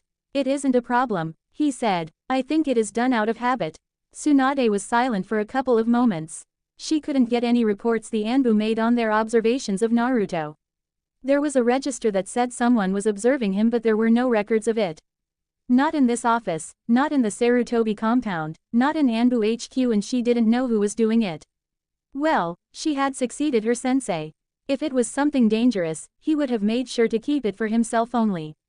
The training is going fine, I assume. You don't really give a clear picture in your reports. Everything is going fine. If we end up taking more time, I will talk to the Toads about teaching him senjutsu. But I will see what happens in the coming months. Forget senjutsu. Why are you talking like you are going to spend more time away from the village, Jiraiya? You have to start talking about coming back now. There is a limit to how much I can tolerate this. I will talk to Naruto about it, but I did mention that we would have to talk about concluding things, the Sannin said. Tsunade stared at the man. He didn't sound concerned and he wasn't saying they would come back. You're not concerned, are you? You are happy you are spending time with your godson and are able to do some good for your past failures. Jiraiya smiled bitterly. That might be true. It may be selfish on my part, but I am doing something good here. Naruto is learning and he will become a great asset to Konoha. It isn't like there is anything that really needs him here, so he can afford to focus on his training, Jiraiya responded in a tone filled with regrets. I will talk to him about it. Let us just give it one more year, Tsunade sighed. The issue with Uzu is becoming a problem. Naruto is Uzumaki and his continued absence in the village is troubling to some people and to me really. If there are survivors of the Uzumaki clan there, would he decide to go there or would he come back to this village that has done nothing but treat him with contempt? Jiraiya frowned. He avoided thinking about this issue. He didn't want to question Naruto's loyalties. His sensei had never said anything about Naruto being a flight risk. But this was what Tsunade was basically saying. He could understand from her position. There was also the Kyuubi to think about. What are some people plotting? I don't know as yet, but they will eventually. She sighed tiredly. Who could have thought that the revival of one small village could unsettle things so much? Well, you could understand why it was destroyed in the first place. Our world depends on bijus to balance power, but they had the power of making possessing bijus worthless. The Uzumaki's sealing prowess was something that we can never see in this world. Jiraiya said, if they have come back, now you start questioning, are they going to come for us? A paranoid person like Danzo will also be thinking, will they also look at Konoha? Why would they turn to us if they have indeed revived? Konoha did nothing after Uzu was destroyed. Nothing. Mito was married to the first Hokage, we carry their symbol on our shinobi vests, Kushina was sent to this village for the sole purpose of becoming a Jinchuriki. And yet, when their village was destroyed, we did nothing. Tsunade frowned. That just raises a new problem. We will deal with it when it comes. But if we are looking at it in that way, they have a lot of enemies. She said, we still don't know anything, so best we wait. Have you been able to determine Naruto's standing in this? Jiraiya shook his head. No, he said. He asks questions when talking about it and poses some things that get me thinking, but always does it objectively, not as Uzumaki. Naruto did that often. He didn't reveal his opinion on most things despite his willingness to engage him in any subject. You have to find out what he thinks, Tsunade said. What do you have on Sasuke? He follows Orochimaru closely, but I think he has been around Otogakure in the past months. We never saw him anywhere. Orochimaru is the one who has been rather silent. Tsunade looked thoughtful for a moment. Since he has to change hosts every 3 years, we can assume that his current host is starting to wear out. So he is limiting his movements, she said. This would be a good moment as any to apprehend him. Jiraiya nodded. But we don't know where he is. Otogakure is a massive web of hideouts. If you go to one, Orochimaru will know and escape.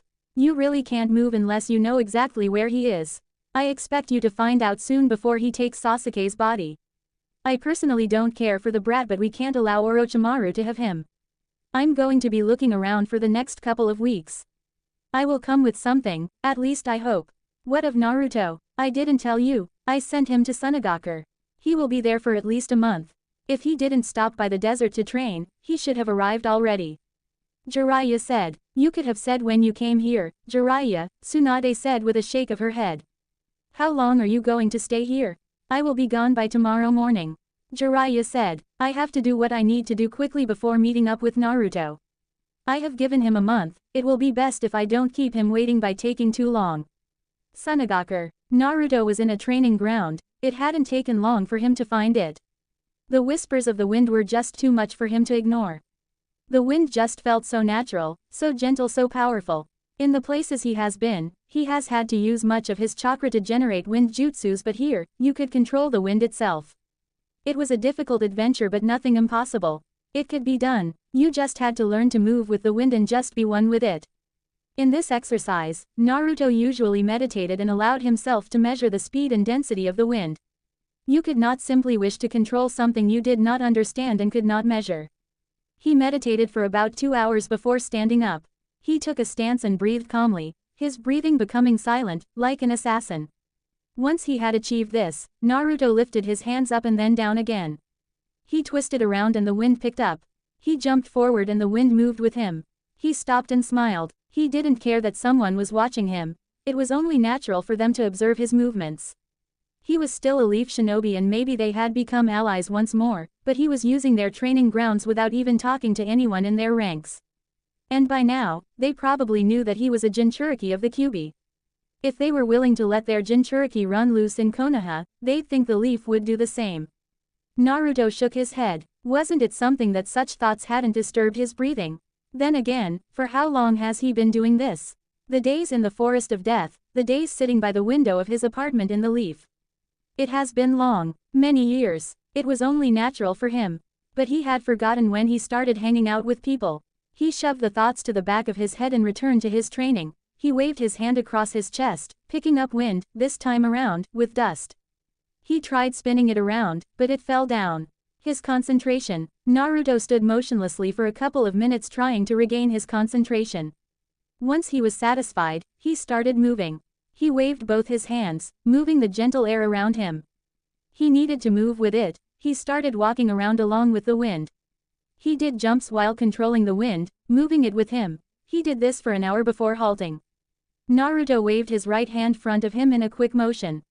His sand picked up, like a wave before it once more returned to the ground. Naruto clapped his hands together, while standing motionlessly. Sand picked up around him and then started twisting. It was like a small gentle storm. Naruto was moving around with the storm, dancing around the training ground. He stopped, with the dust returning to the ground, sweat on his forehead, breathing a bit labored. Temari stared at the blonde she had seen in Konoha. At first he had been unimpressive, just another brat, but then he did something she never thought would happen. He defeated her brother, even though Gaara had even transformed. It was something she could never forget. He had sacrificed himself that day. He could have died. Gaara could have killed him, but he defeated Gaara and returned her brother to her. Now he was standing there, looking at her. He had grown, he still looked slim, his hair was long, reaching over his shoulders, and it looked like it was never cut because it was messy, but it could be because of the dance he was doing. He was dressed long black pants and a black long-sleeved shirt with a swirling symbol in the front. He had truly grown, a bit of something to look at. That was impressive, Temari said, walking over to Naruto. Naruto shook his head. He had a small smile on his lips seeing the blonde Kunoichi. It was nothing, he said. Just requires a bit of concentration and energy. He paused. You don't have a problem if I sit down, do you? I am a little worn out then. Look. The exercise took out a lot from me. Temari shook her head. She glanced at him with a curious eye as he settled down. On first look, it appeared that you were controlling the sand, but that isn't it. Naruto glanced up at the blonde. Subaku no Temari, the eldest of the past Cage's children. As far as he was concerned, this village has yet to elect a Cage since Rasa was killed. This was the daughter of that man and a brother to the puppet user as well as Gaara. His memory of her was when she brutalized Tenten during the Chunin exams and looked irritated when Shikaku quit in their match. Oh yes, she did blush when she first saw Sasuke. What is so funny? Temari more or less demanded. Naruto shook his head. Sorry, I was thinking about something. When we first met, you blushed when you saw my former teammate. Temari sent the blonde a slight glare. She didn't want to be reminded of that moment. I thought he was good-looking and impressive, but he was a rude person, she said with a frown. Well, you looked delightful in person to look at first glance, but were rather brutal in your battle.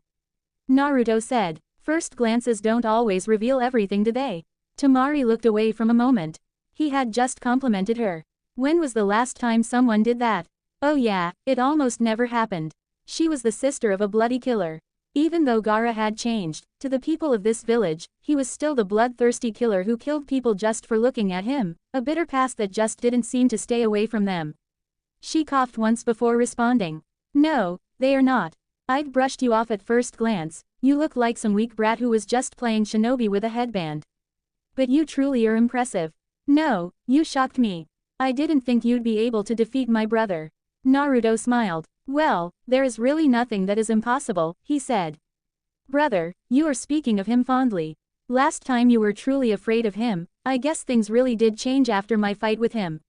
Temari nodded with a smile. They did. I guess that is thanks to you, she said. I am a Jinchuriki, perhaps it is the territory, Naruto said. You really have a clean eye to be able to tell that I wasn't manipulating sand but rather wind. You are looking down on Suna's strongest wind user. Temari said proudly. Oh really? Naruto said curiously, a little charming smile on his lips. Temari thought he was mocking her. She looked at him sternly. What is with that response? Naruto shook his head. No offense, he said with both his hands in the air. He looked up in the sky. I have been around and I haven't come across anyone who says they are the best in their village when it comes to wind. Then again, I have mostly been dealing with civilians. I am also a wind user, as you saw, so that makes me curious.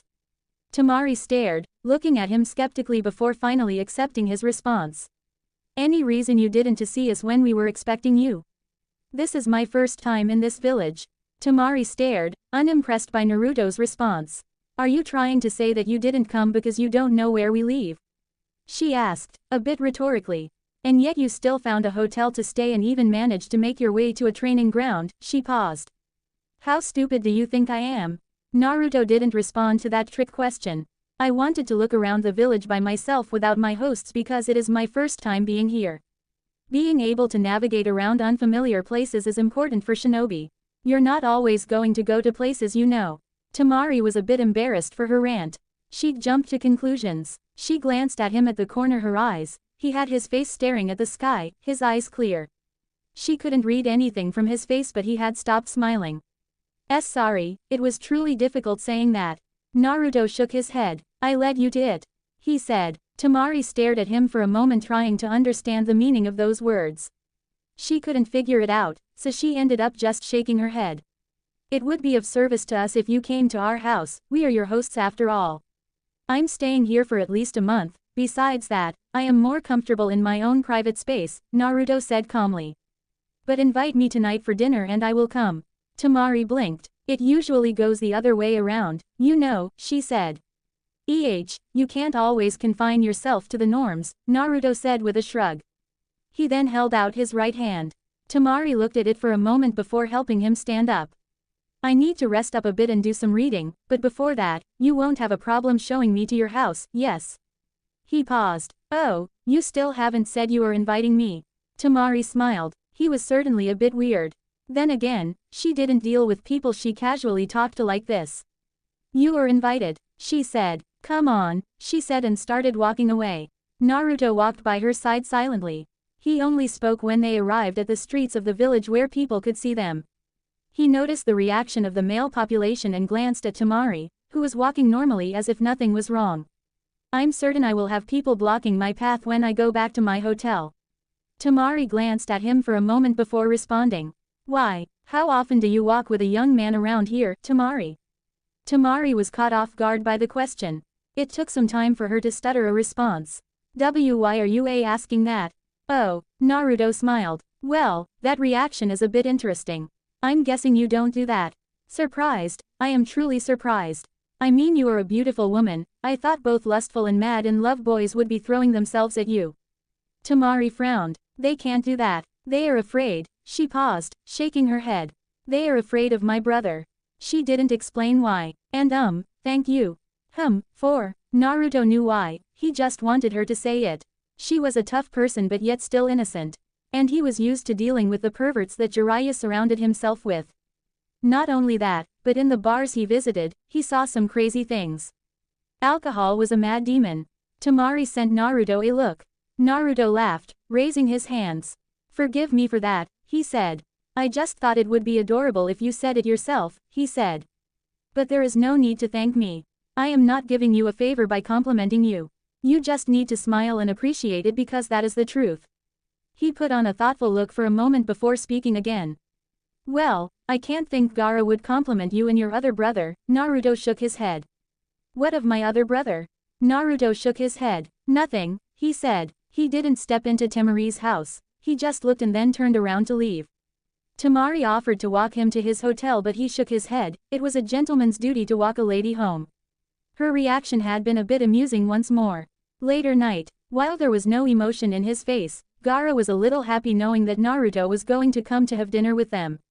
The blonde had told him some important words that changed the way he views life. He was content with his life as he was and the voices had died down. He could now sleep peacefully. It was perhaps safe to say he was at peace. He wouldn't go as far as to say he was happy but all was well. His siblings didn't look at him with fear, and that was fine. He still needed to do a lot to change things for his past behavior. If people hated or fear him, he could understand. His actions hadn't been just, and he could not excuse it by any reason. He had been wrong, and he was working on to correct those wrongs. He could only thank Naruto for this change. Why didn't you invite him to come stay with us? Gaara asked his sister. He had returned a bit late. Training with Baki and meetings with people who couldn't stand before him without their knees trembling was exhausting, and it took too much of his time. I did, and he said he was fine being alone, Temari said. Alone? This word got her thinking. Naruto was like Gaara. He hadn't been batshit crazy, bloodthirsty and frightening, but he had been lonely. He didn't have family, and he hadn't had friends. A miserable existence. The fate of Jinchurikis wasn't pleasant, and with what she saw with her own brother, she could understand. We do have enough room here, Gaara said. He couldn't understand why Naruto wouldn't want to come here. But if someone didn't want to do something, you didn't have to force them, lest you make them uncomfortable. Well, that is his decision, he said. Isn't it fine as things are? Kankuro said. The letter didn't say we had to give him a place to stay. That may be true, but we were asked to make him feel comfortable, and look out for him while in this village, Gaara said calmly. A woman who helped around the house came up with Naruto to the dining room. She then walked away. Temari realized, Naruto was dressed differently from earlier. He must have been wearing training clothes when she saw him during the day. And his hair didn't look out of place. Naruto, please come through, Gaara's voice snapped Temari out of her thoughts. Naruto nodded. There was little emotion in Gaara's voice, you couldn't even tell if he was smiling or not if you didn't look properly like an experienced shinobi. Temari had a smile, and Kankuro looked bored. He must be thinking about developing new skills for his puppets, a rare trait of skills for the hidden sand. He sat down next to the bored-looking man and faced Gaara. Thank you for welcoming me to your home, he said. Gaara shook his head. You helped me, this is nothing, he said calmly. Family dinner. Naruto never had this. He had eaten with the Sandaime there and then, but it was not dinner with his blood family. He would never get this chance unless he forms a family of his own. What a miserable existence this was. Although he had said Temari could invite him, he was suddenly feeling a bit out of place. He wasn't used to this. He rarely even ate with Jiraiya. He really had to stop putting himself into things when he would have difficulty carrying them out. But he still couldn't let his discomfort show. He had to play his part. He couldn't make this awkward. He tried, but he didn't speak much for the first couple of moments. He responded to questions until they finished eating and they moved to another room. How are things in Konoha anyway?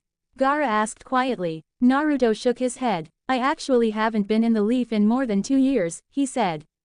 3 siblings were surprised. The letter they received didn't say anything, and neither had really gone to the Leaf since the invasion.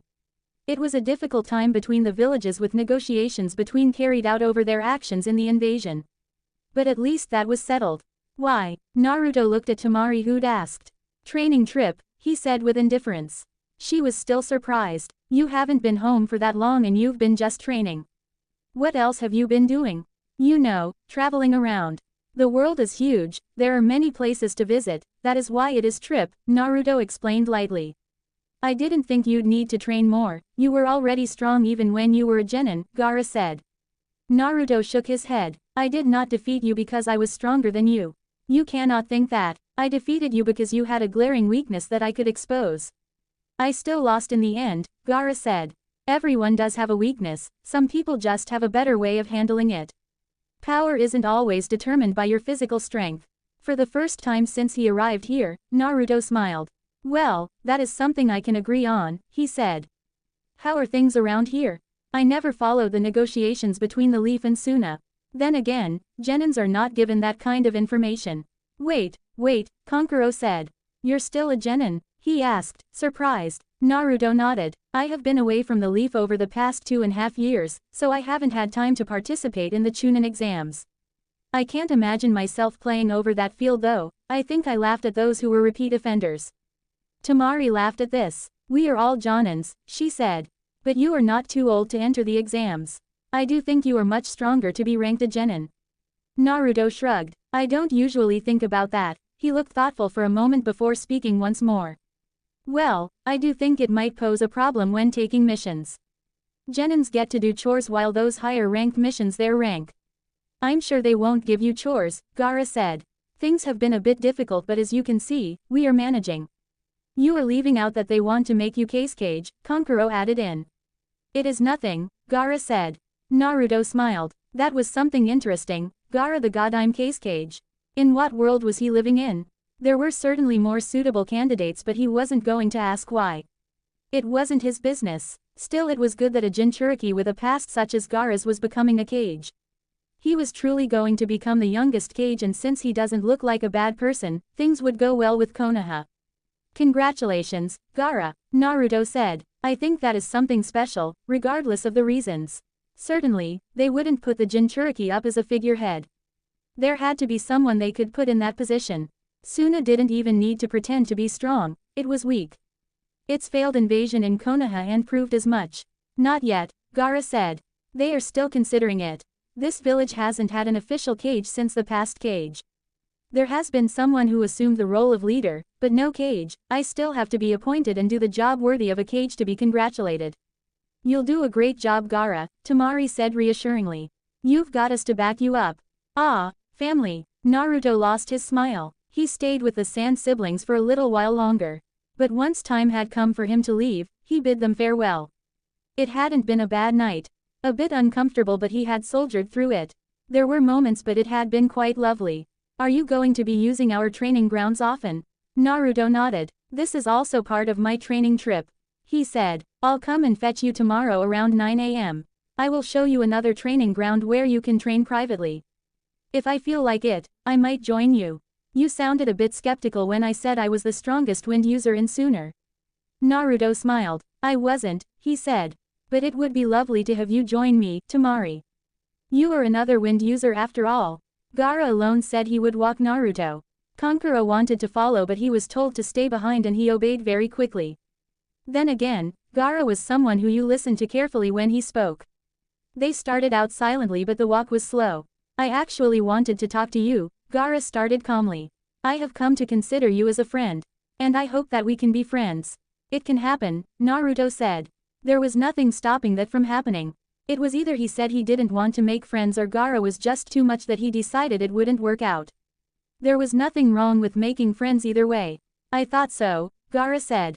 I'm not actually being made case cage because of my abilities. The village council just fears me and they want to keep me happy and in control by giving me this responsibility. They probably think I will wake up one day and destroy them. My change hasn't done to anything to lift the burden, it has made them even more suspicious since they can't tell what I am thinking. They are putting me here to say, we trust you and want you to lead us, but I know the truth. Even so, I will accept the job. They probably think I will fail, but I won't. I have done many things that I will probably never earn forgiveness for, but I still want to do something different. I want to correct what I did in the past. I cannot erase the past, but at least I want to protect the future. And for those who I never wronged, perhaps they will remember me for the good work I did. But even if they choose to remember my past, that is fine. Naruto was honestly surprised by those words. He was silent for a couple of moments as digested them. Forgiveness is truly difficult, especially when you have filled your heart with nothing but hate. But it only damages those who hate. I have never truly seen anyone who stepped out of the darkness to march in the light in the same way as you.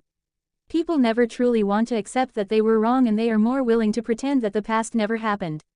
It's safer than apologizing. People want to be forgiven but not willing to do everything to be forgiven, and when they are not forgiven, they turn backwards. You are willing to walk your path even if people do not forgive you, even if people choose to remember you for the dark days, that is special. Naruto looked up to the heavens for a moment. You have taught me something important and I will admire your courage and willingness to stand in the midst of those who hate you and still do good. That isn't something people are willing to do. A couple of weeks later. For how long has it been since he came to this village? Weeks, and there was still no word from Jiraiya. The Sannin had a way, don't contact me, I will contact you. He didn't even have a way of contacting the Sannin except through the toads. But the time here hasn't been all disturbing. Quite honestly, it has been refreshing. And he learned a lot of things about this village and the Sand siblings. It was truly apparent, Gaara wasn't the most loved.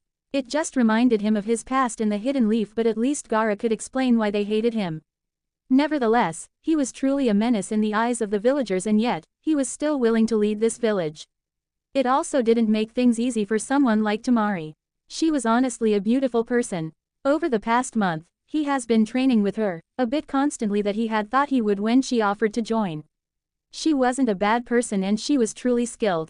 But at this stage, she wasn't going to get loved in here. People feared her brother, and he had noticed that Gaara was a little protective of her. If someone hurt his sister, the old Gaara was certainly going to come out and there would be a sand burial. Thinking of this, Naruto laughed. Someone is going to think you are crazy one day, you know, Tamari said with a raised eyebrow. Naruto shrugged a bit carelessly. People will always have an opinion about other people, Tamari. I have to come to learn that with being human, you think about what you see and you form an opinion of it. I generally don't care about what people think of me. The indifference, Tamari realized, it was something he had about a lot of things. He smiled and spoke well, but he was obviously indifferent to a lot of things. He had opinions, but it wasn't always personal. Even now, she really didn't know a lot of things about him personally. Just because he talked and talked didn't mean he opened the doors. No, perhaps the talking was a way to keep you busy.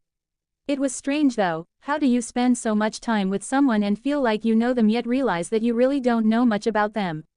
What did she know? Personal things. His views. She could never tell. He used but there was always a lack of emotion in it, a general lack of connection between what he was saying and himself.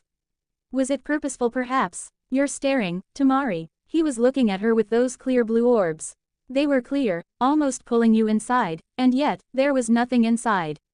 I was thinking, she said. Naruto was careful about these things, so he didn't ask what she was thinking. He could almost assume what she was thinking, but he wasn't sure. I would assume so. That was it. Tamari could never tell what Naruto was thinking. That was the issue. She had no idea what Gaara was thinking, but she felt that there was no disconnection between his words and thoughts. She had a nagging feeling that there was with Naruto and it was very big. Are you here for a session or do you find something interesting in my body that you like? Naruto asked smiling. I realize that I won't win beauty contests, but you certainly don't get eye burns from looking at me. Tamari smiled. Somehow, he still managed to be honest. Perhaps at times a bit extremely so, but she liked that about him. I brought my fan. Naruto suddenly leapt into the air. Futon. Great wind breakthrough. He released powerful gusts of winds to the unsuspecting Tamari. The powerful gusts slammed into the blonde Jonin and sent her flying backwards. Tamari flipped several times before landing on a knee. When she looked up, Naruto was right in front of her. He kicked the ground and dust picked up, and into her face. Tamari quickly closed her eyes to avoid getting blinded. Naruto twisted around swiftly and kicked Tamari on her forehead, sending him flying backwards once more. He didn't attack her again. He stopped and watched, almost impatiently waiting for her to explode. What the hell was that for? Tamari shouted, glaring at Naruto. I didn't say we could start, you just went on to attack me like that. What if someone thought you were really attacking me? Naruto shrugged a bit carelessly, almost on purpose. I was really attacking you, he responded. Tamari responded, opening her fan. She swung it a bit violently. The fan released multiple blades of wind that sped towards Naruto. He knew they could chop down a tree, the blades. It was that dangerous, and yet, Tamari released such a jutsu. She was mad at him for his careless response and was enticing a response from him. Well, she was asking for it. He did hand seals. Violent sandstorm. It was like a blow of wind. Sand picked up, twisting violently and in great speed. The jutsu didn't travel much. It was short range and could be used for defensive purposes, but the speed of the sand within the storm could blast through human flesh. The jutsu blocked Tamari's before dying down slowly. Tamari flashed behind Naruto, some distance back. She attempted to swing her fan, but Naruto suddenly appeared in front of her. He stopped her from swinging her fan by grabbing it forcefully and then pushed her back. Tamari quickly recovered her balance and stood still. You should really work on your short-range skills. I dislike depending on one thing because the moment you lose it, you're out of your comfort zone. Jiraiya taught me kenjutsu, but you'll never see me carrying a sword.